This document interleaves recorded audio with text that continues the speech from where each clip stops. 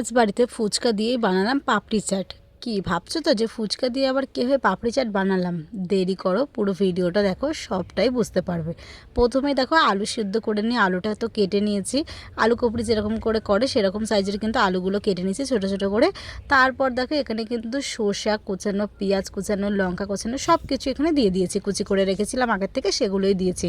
তারপরে এখানে মেন টক দিতে হবে, তো তেঁতুল জল দিয়েছি, তেঁতুলটা আগের থেকে গুলিয়ে রেখেছিলাম। তারপর দিয়েছি পরিমাণ মতন ভাজা মশলা আর পরিমাণ মতো নুন দিয়ে কিন্তু ভালো করে সব কিছুর সাথে আলুটা একদম মিক্সড করে নিয়েছি। আর দেখো আমার তো ভয়েস ওভার দিতে দিতেই জিভে জল চলে আসছে, তাহলে নিশ্চয়ই তোমাদেরও আসছে ভিডিওটা দেখতে দেখতে। আলু কবড়ি খেতে তোমাদের কার কার ভালো লাগে আমাকে কমেন্টে জানিও। আমার তো আলু কবড়ি খেতে ভীষণ ভালো লাগে। তো যেটা বলছিলাম যে ফুচকা দিয়ে আজকে বাড়িতে বানিয়েছি পাপড়ি চাট।